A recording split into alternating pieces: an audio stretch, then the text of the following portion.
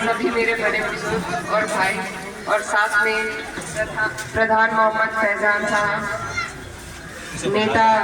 नेताजी बासित साहब, अजीम सिद्दीकी साहब, चौधरी जिकरिया साहब, आतिफ राजपूत साहब, जाहिर सिद्दीकी साहब, खुर्शीद नेता साहब, नौमान साहब, प्रधान Lukman sahab, Hafeez sahab, Mohammad Nabeel, Muneeb Rahman director Budhera society, master Gafir, Mohammad Adnan, Mohammad Farman, Mohammad Naushad, Haji Suleman, Mohammad Yaya, Haji Ehsan प्रधान और साथ में जितने भी हमारे इलाके के जिम्मेदार लोग यहाँ पर मौजूद हैं, आप सभी को अस्सलाम वालेकुम। आज आप लोग जानते हैं हम किस मकसद से यहाँ पर आए हैं। चुनाव का वक्त है, लोकसभा चुनाव शुरू हो चुका है और आपकी सीट कैराना लोकसभा से मैं समाजवादी की प्रत्याशी हूँ। साइकिल का निशान है, आने वाली 19 तारीख है। मुझसे पहले अब्दुल गाफिर साहब ने बहुत अच्छी तरह सारी बातें आपको समझाने की कोशिश करी और चुनाव जो है ये चुनाव बहुत अहम है। इस चुनाव से सीधा सीधा हमारे देश की सियासत पे, आपकी हमारी जिंदगी पे और बनने वाली सरकार पे सीधा सीधा असर पड़ेगा। तो ये चुनाव, हर चुनाव के अलग समीकरण होते हैं, प्रधानी का अलग होता है,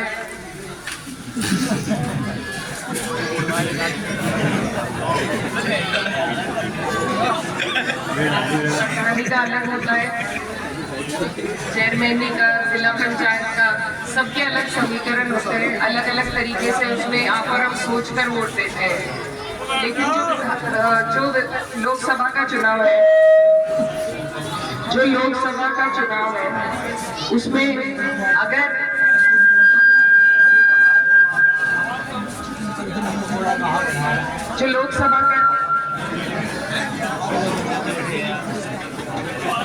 जो लोकसभा का चुनाव है ये देश का चुनाव है।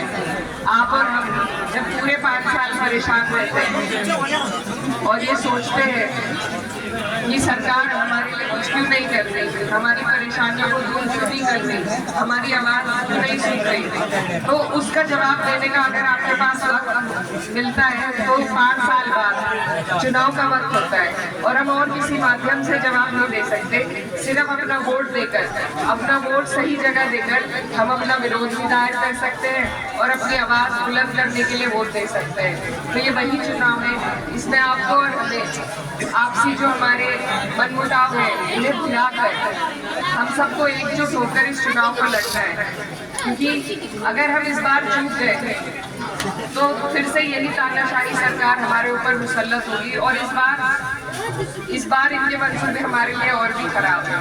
तो इसीलिए आप सबसे मेरी गुजारिश है कि आप लोग इस चुनाव में गंभीरता से इस चुनाव को लें और गंभीरता से इस चुनाव को लड़ने का काम करें। और इस सरकार में कोई भी एक वर्ग ऐसा नहीं है, कोई भी बिरादरी ऐसी नहीं है जो परेशान ना हो, चाहे किसान हो, मजदूर हो, बेरोजगार हो, हमारे यहाँ युवा खड़े हैं,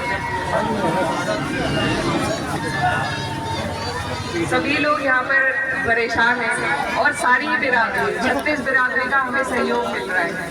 तो इसीलिए आप लोगों से मेरी यही गुजारिश है कि आप लोग भी इकट्ठा होकर अपने आसपास में, अपने दोस्तों में, यारों में, पड़ोस में, जितने भी लोग आप चुनाव में अपनी तरफ ला सके, आप प्रयास करिए, कोशिश कीजिए कि आप लोग ज़्यादा से ज़्यादा, क्योंकि ये चुनाव एक अकेले आदमी का नहीं हो सकता, एक अकेला आदमी से नहीं लड़ सकता, ये टोटल मिल से अलग का चुनाव है।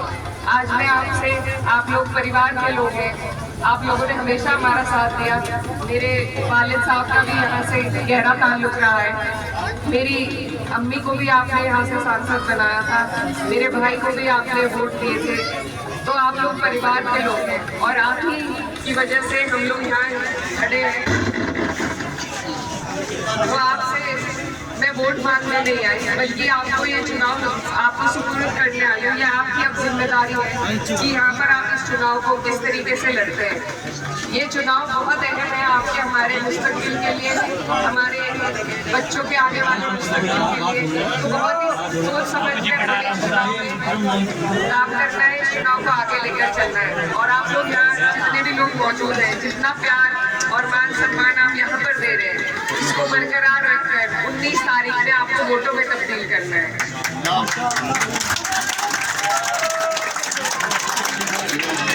एक और बात जो है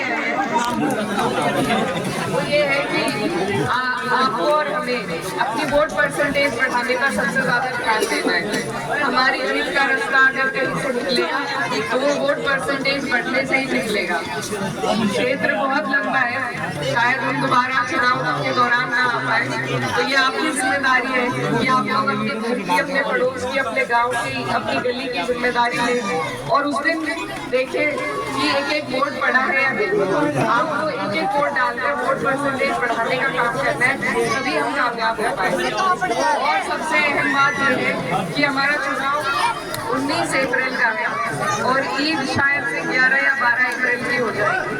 तो ईद पर जितने भी हमारे भाई बाहर काम के सिलसिले में गए हुए हैं वो वापस आ जाएंगे।